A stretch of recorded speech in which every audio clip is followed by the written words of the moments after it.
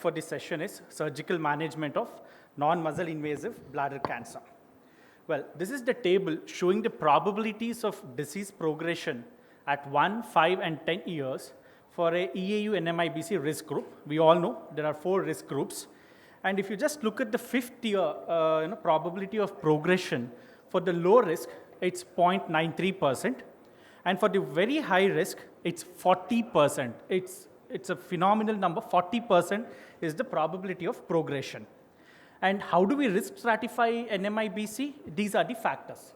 Except for the first 2 factors of age and tumor status, rest all the factors are determined based on the cystoscopy you do and based on the TURBT and the histopathology results you get out of it. So this is the importance of the way we diagnose and manage the NMIBC. The whole risk stratification weighs on your procedure. Coming to the second slide, I want all of you, especially the residents, to ponder how is the outcome of T1 high-grade bladder cancer versus that of a T3B prostate cancer, where you know both seminal vesicles are involved, it's a locally advanced prostate cancer. I just want you guys to ponder, like, what is the better outcome between these 2 groups? And we will come to it at the end of the talk. Well, this is the brief overview of my talk. First, we'll be just briefly touching on the diagnostic cystoscopy, followed by basic tenets of TURBT and multiple techniques of doing TURBT. What are the complications? How do we try preventing? And few of these special situations. Coming to diagnostic cystoscopy plus histology is the gold standard. We all use either flexible cystoscopy or rigid cystoscopy for the diagnosis. And there is this paper published in 2017. They've compared flexible versus rigid to see which of the 2 is better tolerated by patients. No guesses, flexible is superior to rigid. When we are doing a flexible cystoscopy, when we reach close to membranous urethra is where the patient will kind of resist, and that's where the pain is little maximum. So one technique what residents can do is squeeze the irrigation bag, increase the irrigation flow so that the membranous urethra will open up, the resistance will come down, so you'll be able to better tolerate. And there is also a randomized trial supporting this evidence. Well, what are the details that we should know at the end of the TURBT? We have to know what are the total number of tumors, what is the size. How do we measure size while doing a TURBT? The size of your loop we use is around 1 centimeter, so that can be used as a marker. How does the tumor look? If there is any calcifications, what is the location of the tumor? What is the T-staging that you think, whether it looks like a muscle invasive or not? And what is the characteristics? Is it a sessile, nodular, papillary, a solid flat tumor? And if there are presence of CIS or not? Whether you think whether the detrusor is present in the specimen or not? And probably before and after resection, you can do a bimanual palpation. Probably the role of this has come down with advances and easy availability of imaging. And whether you have achieved a complete resection or not. And if you encountered any complications. Please remember all these points. Next, once that you have done a resection, how do you know that you have done a good job? Many a times a complex TURBT for residents, especially either your senior will walk in or a consultant will walk in and say that you may not be able to manage it, the results may not be that great, and let me take over. So residents, pay attention for this slide. There is this study where they have looked at the association of surgical experience with that of a detrusor presence and how well are these group adhering to the standardized checklist, the 9 points which we just dealt in the previous slide. To our surprise, the detrusor in TURBT, when the residents are following this 9-item checklist, residents done better than compared to consultants. And the checklist completion rate was also better with residents as compared to the experts. So the higher adherence to checklist was associated with higher presence of detrusor, and surgical experience was not associated with 5 years recurrence-free survival. So as long as you're sticking to the checklist, you are sticking to the basic tenets of TURBT, irrespective of the surgical experience, certainly you can do better. Contrary to that paper, there are umpty number of other papers supporting that surgical experience is better, but still, data says as long as you're sticking to the basics, you should be fair enough. Next, coming to techniques of doing TURBT, it can be either a piecemeal or a separate resection, en bloc, or multiple ways of doing the procedure. Coming to piecemeal or separate resection, this study published in BJUI in 2012 looked at the role of extended TURBT. What do they mean? Once you're done with the procedure, they would again take another bite from the deep muscle and the periphery of the resected side. And what does the study say? The extent of the residual tumor was close to 38% in these additionally taken specimens. So at the end of your procedure, if any doubt, either use a cold cup or a loop, take an extra bit of deep muscle, and rather than just running your cautery ball through the periphery of the lesion, if you can resect a little more and then achieve coagulation, probably it will go a long way. Next, coming to en bloc, enough has been discussed and debated in multiple forums saying that en bloc is superior to conventional resection. I think the summary of this paper should be good enough. This meta-analysis has looked at 29 studies evaluating close to 4,500 patients. The risk ratio for bladder perforation and the differential rate for detrusor muscle presence was in favor of en bloc. The en bloc resection had a lower rate of residual tumor at repeat translateral resection. Hold on for a minute. But then the pooled risk of 12 and 24-month recurrence risk ratios were not statistically different. So as long as whichever technique you are doing, you stick to the basics and do it well, I think you should be good enough. This was another paper, an RCT, published in 2023 in European Uro-Oncology, wherein they have looked at retrieval of detrusor muscle, which was superior with en bloc, bladder perforation was better with en bloc, obturator reflex was less with en bloc compared to conventional, operating time did not make much difference. In second look TURBT, borderline conventional was better, but when you looked at the recurrence at a median follow-up of 13 months, en bloc was slightly higher. So though look-wise it would look better that en bloc you're doing a good job, but then at the end of the day the recurrence ratio seems to be the same. So while improving on the quality indicators for NMIBC, the long-term differential oncology benefits of en bloc TURBT remains uncertain at this point of time. Next, coming to debate between monopolar versus bipolar, we have multiple studies. There is no definite significant advantage in efficacy and safety with bipolar. Though bipolar minimizes intraop and postoperative bleeding with smaller loss of hemoglobin and shorter hospitalization time, and less obturator nerve contraction and less tissue artifacts. Apart from that, no real benefit per se. Coming to few difficult situations like tumor at a dome, probably you can give a suprapubic pressure and bend the loop tangential to the wall with minimal bladder filling. This suprapubic pressure has to be given by you, not your assistant or the superior. You have to give your suprapubic pressure and manage accordingly. Tumors in anterior wall, again, suprapubic pressure would do. Diverticular tumors, since there are no muscle, be really careful with the depth of your resection. And if you think it's a high-grade tumor, better to consider for cystectomy.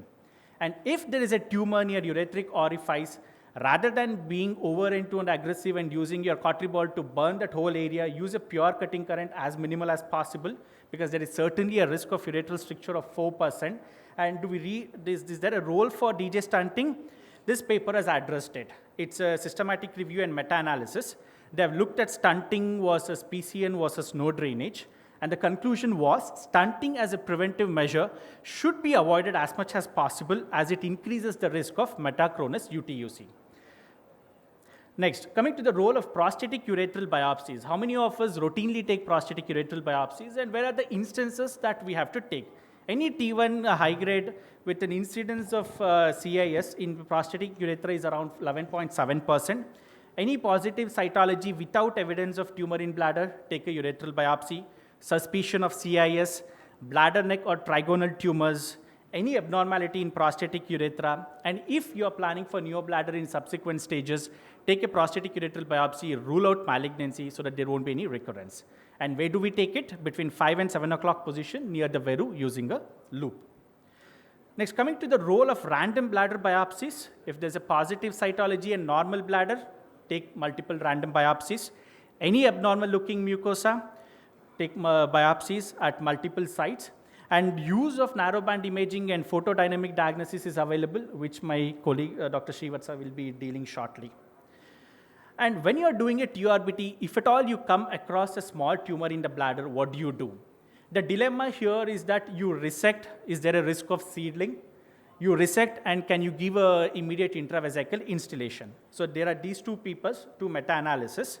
The summary is, any papillary small unifocal tumors you can resect along with TURBT with no increased risk of recurrence or progression.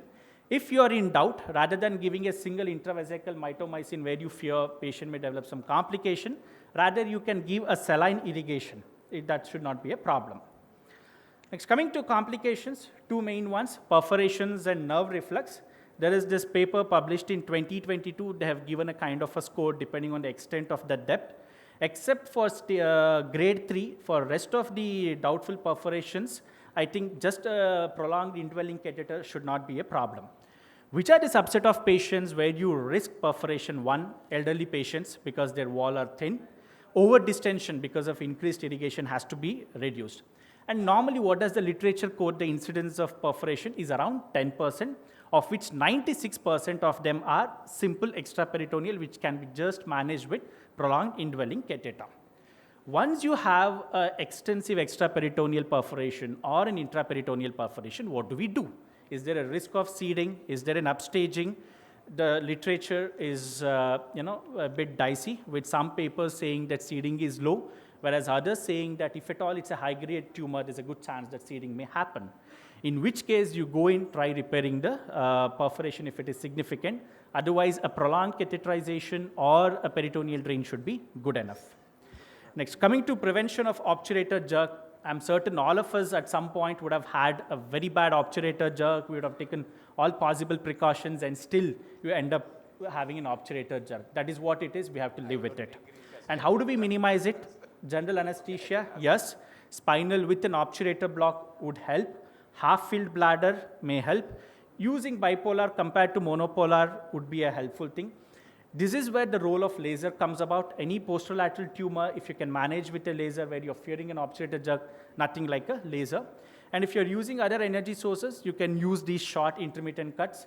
But whatever said and done, you have to experience an obturator jerk, only then you'll get more wiser with that. So at the beginning of my slide, I had posed a question and asked you guys to ponder between a T1 high-grade bladder cancer versus a T3B prostate cancer, which one fares poorly? The 5-year cancer-specific survival for a T1 high-grade is around 81%, but a 5-year cancer-specific survival for a T3B, locally advanced prostate cancer, is 91%. Many a times, these simple TURBTs are relegated for the residents, and residents may take it for granted, not all, may, thinking it should be a cakewalk. But then that one procedure determines how you risk stratify your patients. That one procedure determines your further intravesical management and the follow-up. So pay attention, use the checklist so that you get the best results out of your patients. Well, for take-home message, I have two French proverbs. Something that has to be done must be well done. So next time when you're doing a TURBT, keep a checklist next to you, do it. Rather than writing a 300-word intraoperative note, draw a nice diagram, highlight it. So the guy next time after 3 months or sometime when he's doing a re-TURBT, he just has to see the diagram, he knows what has happened. And next, performing TURBT is like making love. What do I mean? Take your own time. Don't rush. Spend some time. It is better to be experimented. We have monopolar, we have bipolar, we have laser. There's no end to debate. If you have an opportunity, experiment it, see what suits you better. Control the bleeding. Don't be in a rush. If there's a bleeding, try controlling. Don't panic. Go easy. Control your reflexes. The patient's nerve reflex, I meant to say. Control it. Enjoy the procedure. Don't be in a rush. Enjoy what you're doing. After all, be proud of what you have just done, and you will avoid complications and compromising oncological outcomes. Thank you. May I now invite Dr. Srivatsa for the next part of the discussion. Can we have a discussion right now? I would like to invite for chairing the session Dr. Bhalchandra Kashyapi and Dr. Mukunandankar. Hello. I think better to have some discussion at this time rather than keeping lost. Dr. Ravi, well done. You have given very nice tips and tricks to especially the younger and the beginner. And I have to say only few things. Like you mentioned, giving a pressure at the suprapubic region if the tumor is at the dome. I do not practice this, rather I condemn this because there can be bladder explosion. By doing this, the air gets sucked in when you release the pressure, and there are chances that there may be intravesical explosion and perforation of the bladder. So in this scenario, there are angled loop available. So you should use those angled loop rather than this conventional loop. This is number one. Number two, you mentioned about the radical, extended TUR, and all those things, end block resection. I would like to say, I don't know how many of you in the crowd are aware of, Dr. Kulabewala from Mumbai was very fond of this particular bladder cancer, was very close to him, and he was doing like a controlled perforation. So what I want to say, everything which is a recent may not be decent, and everything which is decent may not be recent. People have already done it, only we are reinventing the same, their thoughts and technique into our practice. Well, thank you very much. Thank you, sir. Sir, can I ask one question, sir, on behalf of Dr. Ramesh? He was asking, is there any role of frozen section? I personally don't believe that there's a role, but is there any role of frozen section to see the muscles in the detrusor or not?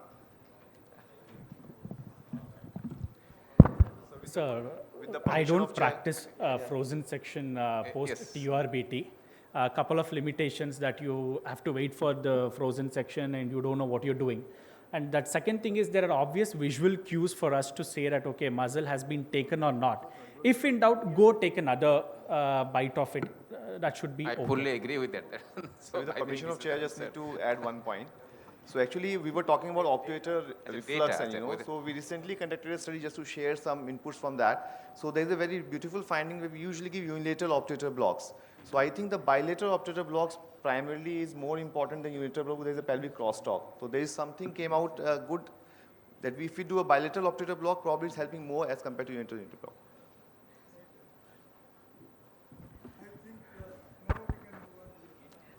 Thank you, Chairs, and thank you, Ravi. I've been given 5 to 7 minutes. I think my slides are a little longer, so I'm going to cut short it to just give you the conveying. So expanding on what Ravi has said, basically what I'm going to speak about is how to help the TURBT, because the surgical procedure is over and the only procedure that we generally recommend for a non-muscle invasive is a good TURBT, as he rightly said.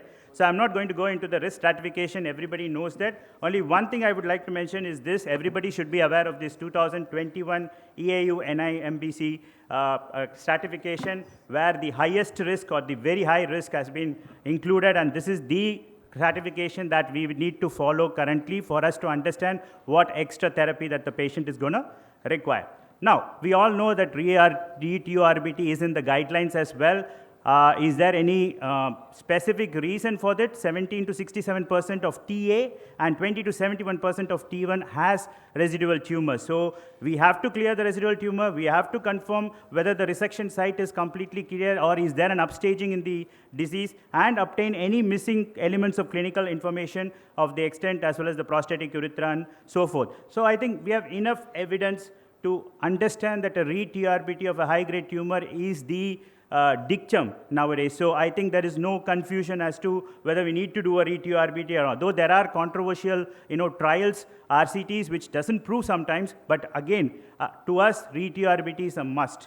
Now, is there a difference by doing a re-TURBT? Are you adding any value to your treatment? Yes, a second re-TURBT will increase recurrence-free survival, improve outcome after BCG treatment, and provide prognostic information. Even with patients without muscle, it is said that it is an essential that you do a re-TURBT, and this definitely makes a difference in the end of the day. When do you do it? It's about 2 to 6 weeks post initial resection, and that's what the trial has sent. So what can be done to add value to your cystoscopy, your TURBT, and so forth? So I'm going to talk about 2 things, which is PDD, which is photodynamic diagnosis, and next is the NBI. I think we all know how we do a photodynamic study. We introduce the fluorescent guided, and then you do a TURBT, and then check the veracity of your TURBT by checking that you have cleared all the tumors, the base of the tumor, and so forth. Now, there are a lot of evidences which suggest that PDD definitely help. There are also 2 studies which has not shown that much financial as well as outcome related changes. But this is the comprehensive database study of all the RCTs till date, which has clearly proved, you can see all the pointers are towards PDD-guided TURBT, especially in difficult cases.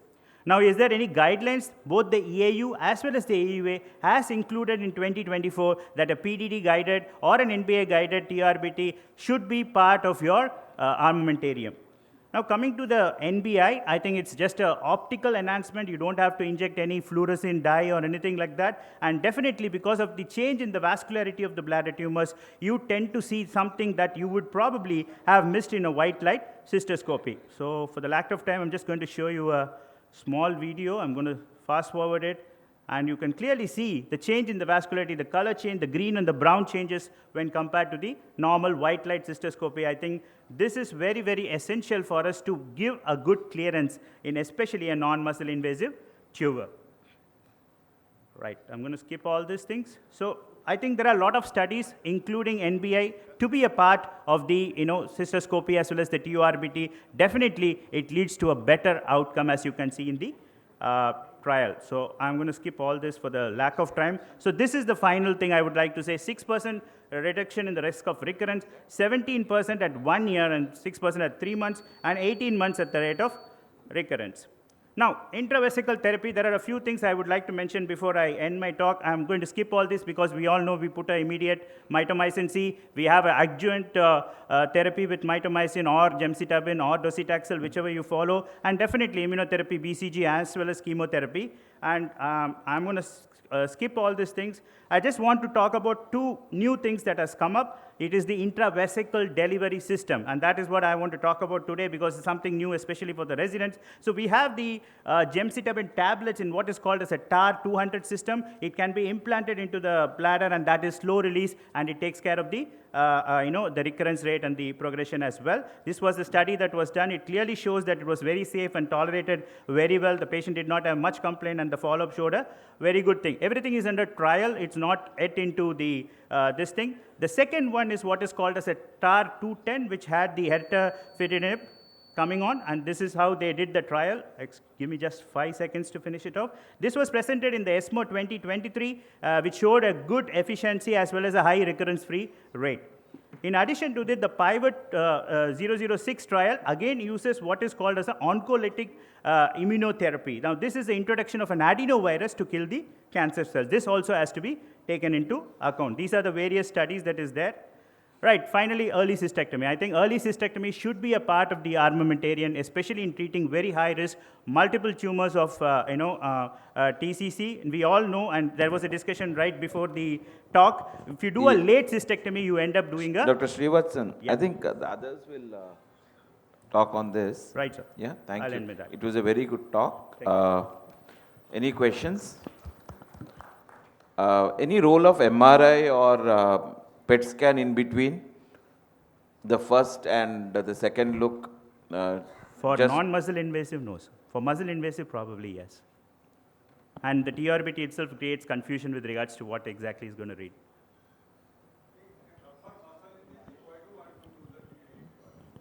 No, no, sir. The MRI just to know the muscle invasiveness in between the maybe around 6 months, 6 weeks after the. Yes, sir. We can use the VIRAT score to analyze whether it's a difference in the outcome. Yeah. Yeah, we'll have Dr. Arvind Panda. I think he's talking on BCG failure options. Yes, Both of you, yeah, and Manoj. I think we need to clarify the time. This is a tandem talk. So total time is 20. 15 plus 5, okay? So please be clear about the time. Thank you.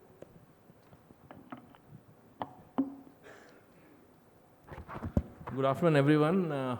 Both of us will be talking about options after BCG failure. And I would like to thank the conference secretariat and the organizers for the opportunity. So the current standard, after this wonderful talk about non-muscle invasive cancer and BCG therapy, we were going into a stage where what happens if BCG fails.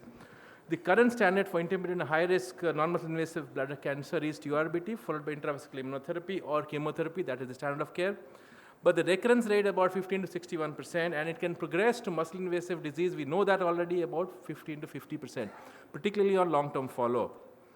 And this thing about initial complete response, almost 70% get an initial response, but if you really follow them after a year, a complete response after a year or after a couple of years, you realize that the BCG failure rate, even after you give induction and maintenance, is about 50%. This is something we know. And here radical therapy is now the definitive treatment. And what is that thing that causes BCG failure? We have certain gene mutations, specific PTEN mutations. They activate PAC1-dependent pathways of micropinocytosis. So the entry of BCG into these cancer cells is dependent on specific mutations apart from the T cell activation. So if these mutations are absent on certain cell lines, you can get BCG failure or a BCG refractory status. So when we talk about, when there is a failure and when there is BCG unresponsiveness, we'll talk about the definitions after this. The standard of care now, I want to make that very clear. The standard of care based on current evidence is radical cystectomy. There is no role of any other therapy as the standard of care. So all other therapies, even what we're going to talk about now, must be considered experimental. And what has been found in a review of a lot of prospective trials, further prospective trials on bladder preservations protocol, that if there are recurrence that are only papillary only, you can just put a scope and see them, and these are more effectively treated with RC rather than if there are CIS-containing tumors. So again, CIS-containing tumors, we're talking about early cystectomy, and we're talking about other therapies rather than re-challenge with the other experimental therapies we're going to talk about. So I'd just like to get to the definitions. So broadly, any high-grade disease occurring during or after BCG therapy, BCG, this is called BCG failure, and these are patients are unlikely to respond to further BCG therapy. BCG refractory is defined as high-grade recurrence within 3 to 6 months while patient is still on BCG. BCG relapse is recurrence after completion of BCG maintenance despite initial response, should be within 6 to 9 months of the last BCG exposure, and unresponsiveness is all refractory tumors who develop a high-grade T1 or TA high-grade tumor or CIS within 12 months of completion of adequate BCG exposure. And when we talk about adequate BCG dosage, how do we define that? Completion of 5 to 6 doses of an initial induction course plus 2 out of 6 doses of induction course or 2 to 3 doses of maintenance therapy. If this is fulfilled, we see the BCG therapy is adequate. So if you look at the evidence now, the prior intravesical therapy that has no impact on the effect of BCG installation, treatments other than radical cystectomy are experimental, okay? And we have already defined that. I will now invite Dr. Manoj to continue about the standard of care after BCG failure.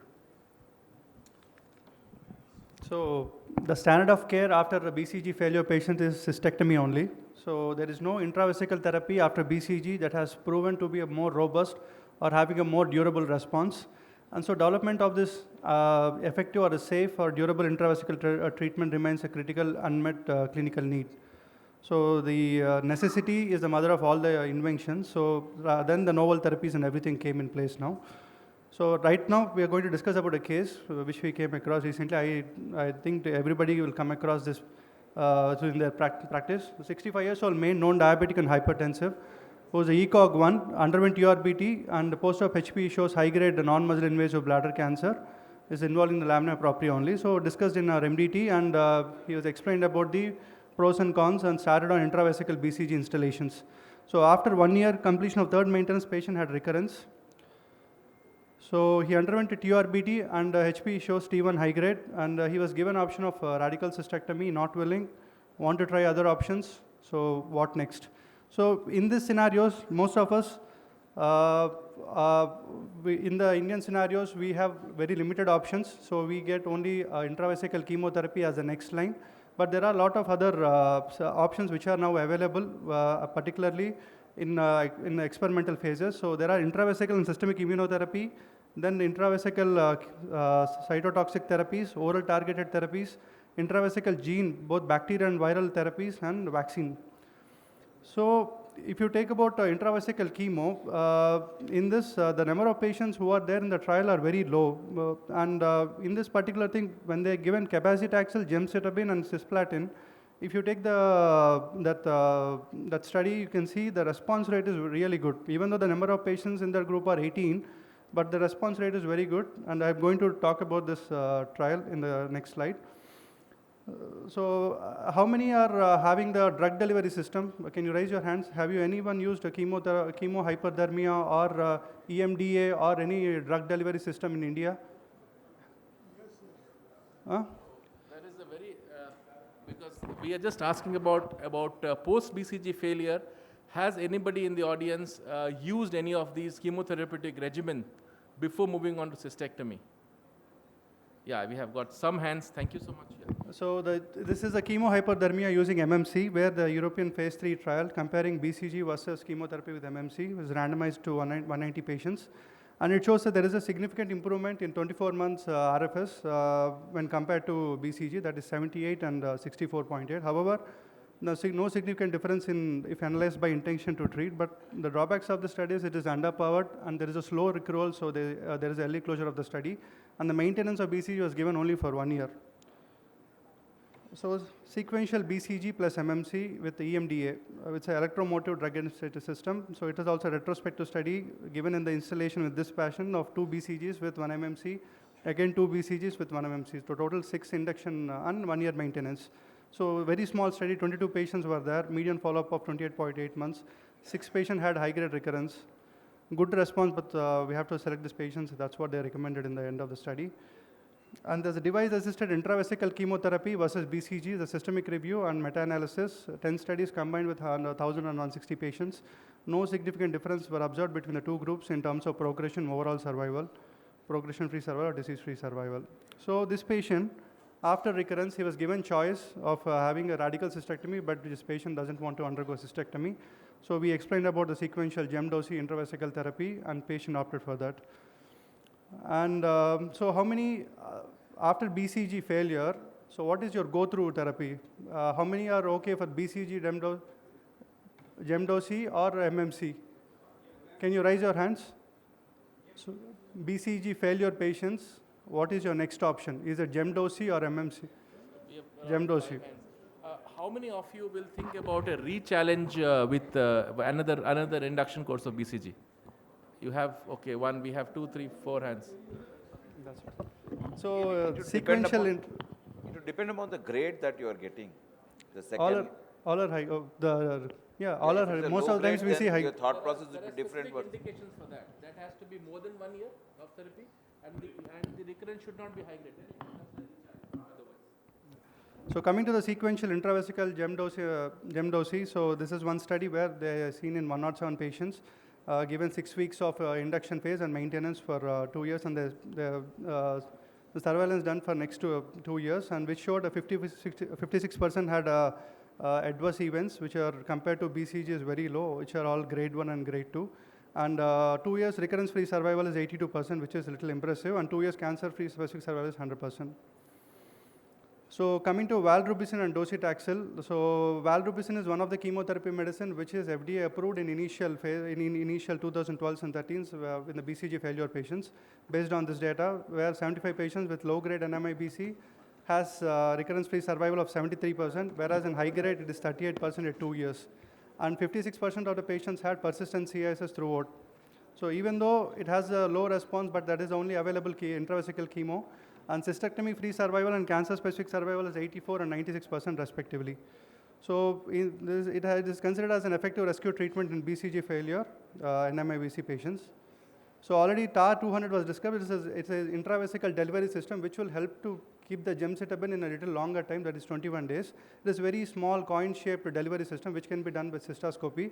And after 21 days, you can remove it by cystoscopy.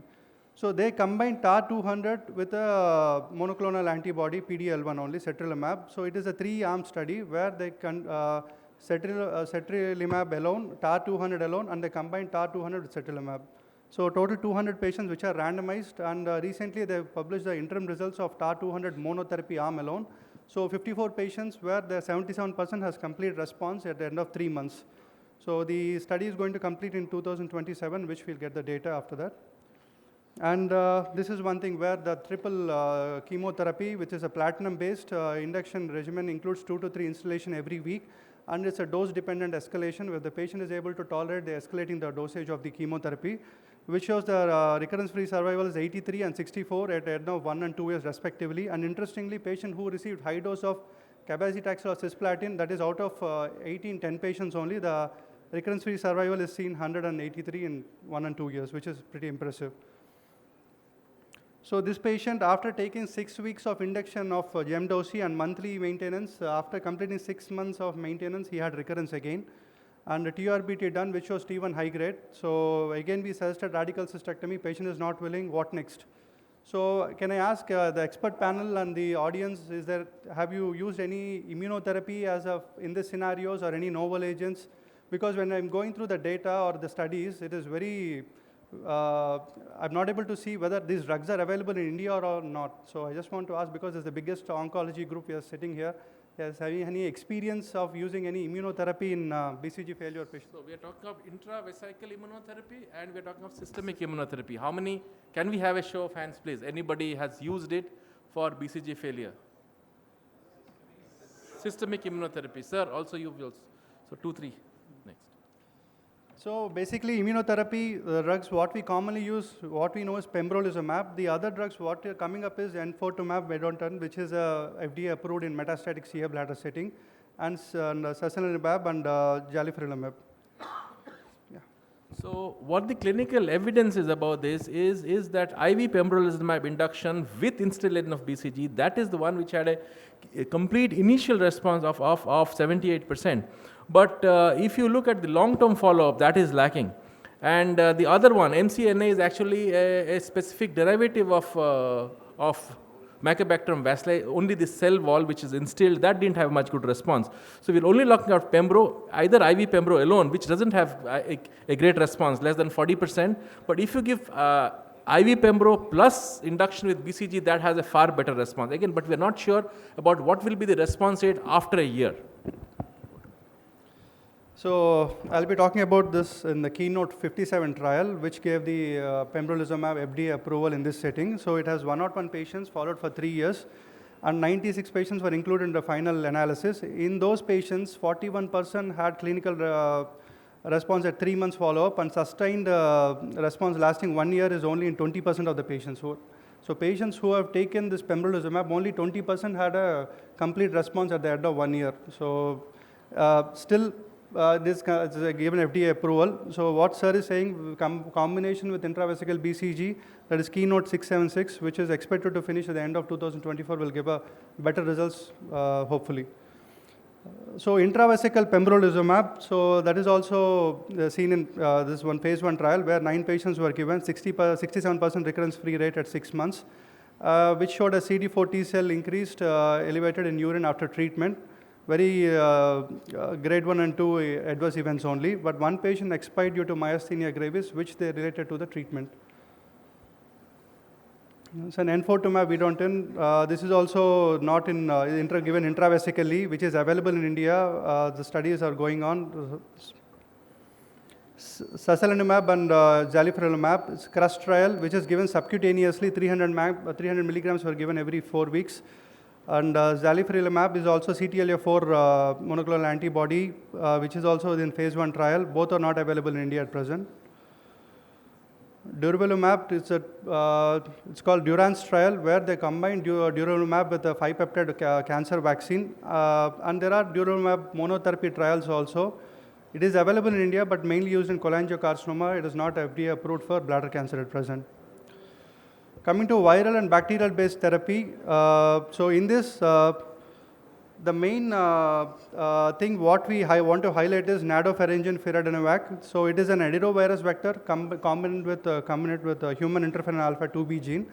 So basically, when the BCG therapy started, there is a long hope for this human interferon alpha-2b gene, but it is not giving a durable response because of the exposure. So when they combine with this adenovirus vector, which is able to deliver this interferon alpha-2b gene in the bladder urothelium, it is staying in much, it's in the longer time. So it's a phase 3 trial where 157 patients were having repeated doses are given at 3, 6, and 9 months. Patients with CIS, the CR rate at 3 months was 53%. Almost half of the patient remained free of disease at 1 year. And patients without carcinoma in situ, 73% disease free at 3 months. And 60% continued to be free at 1 year. Progression to MIBC occurred in 5% and 6% of patients with and without CIS. And grade 3 and 4 adverse events are seen in 18% of the patients. So based on all this data, the FDA given approval in 2022 for this drug. The other one is TARA-002, intravesical preparation of Streptococcus pyogenes group A drug, which is a lyophilized benzoylpenicillin by You'll have to wrap up, please. Yeah. So it activates both innate and adaptive immune system. Currently, it is in recruiting phase, completed in anticipated study completion 2026. Pseudomonas aeruginosa given intravesically by a small injection during the procedure and after the intravesical saline infusions were given. And CG0070, oncolytic recombinant adenovirus, it causes a local expression of granulocytic colony stimulating factor, which helps in anti-tumor property through cell death and lysis. It is combined with systemic pembro also. It has a good response initially. And there is a non-viral therapy where a nanoparticle formulation of nucleic acid is given into the bladder epithelium. The interim result shows a CR rate of 67% among those who completed 1 cycle of EG70. I think you can move to the conclusion slide. I believe. Yeah. So the take-home message is radical cystectomy is the standard of care at present. GEM-DOSI and MMC with assisted drug delivery system can be a second option for patients who are unfit or not willing for radical cystectomy. And intravesical platinum-based chemotherapy, which we described, the triple therapy, shows a promising preliminary data, but it needs to be evaluated more with a robust. Then systemic pembro may not be feasible in Indian scenario because very expensive, but only 20% of the patient will have complete response at 1 year. So we need to weigh the balance. And adenovirus vector with human interferon alpha 2B gene seems to be a viable option alternative to at present for all these BCG failure patients. Yeah, we have some time for questions. So the most important message here is all the data we have, whatever trials we have, they are small numbers. We really don't have very large numbers. And most of the data are some phase 2 and phase 3 trials. It's only the next 2-3 years that we're going to get more data on this, and we're going to get some sort of really robust message. Yeah. So probably bladder cancer is where prostate cancer was about a decade back. So can we have any Before questions? we open I just have a small question for you. So there are a lot of patients who cannot tolerate BCG. They have rather than BCG toxicity, minor or major, whatever. Where do you place them? Do you call them BCG failures, or where do you place them in your management? They are not classically failures. They just don't tolerate BCG. So these are patients who would do well with this intravesical chemotherapy, because this is actually, if you look at all the data, the patients who had bladder cancer high grade with CIS, these are the patients who do the worst. So those patients may not fit into this criteria. So it is still worth trying for some sort of bladder preserving protocol with intravesical chemotherapy with them. Only if they fail or progress, you can go. And what we need to remember is the patients who had progression despite this therapy to muscle invasive, they have a far worse prognosis than patients who were T2 initially. Yeah, patients who do not tolerate can be go in for some other this thing like valrubicin or gentamicin. Yes, absolutely, you can go in. Absolutely, that's what I said. And there are a lot of trials coming in BCG naive setting also, sir, where immunotherapy and everything is given in BCG naive people also. Probably that has given us data where we can avoid BCG in the near future. Any role of any tumor marker to predict that this patient will be BCG non-responsive? I don't think that has been standardized as of now. No. Yeah, we have tumor markers, but just for recurrence, to predictive models, we don't have as of now. And has the including tests like FISH test, Eurovision, and all of them show that there is going to be a recurrence, or there is a recurrence even before cystoscopy shows that. But I don't think they are predictive. They don't have predictive value. And even the dose and the strain. Has it been categorized? Yeah, that is a very interesting question, those slides. What we have in India now, what I want to tell is the Moscow strain. We are not getting the original BCG, and this Moscow strain, it is only my observation and some of the people I have spoken to, have resulted in a far higher rate of BCG-related complications rather than the original strain which we had. Yeah, right. So I think most of us have that situation. I think we have a couple of minutes. We've gone to the OR. Before we move to the next. Thank you very much. Thanks. Babu, we're coming live. Okay, can we talk to Dr. Anup, please? Anup, sir?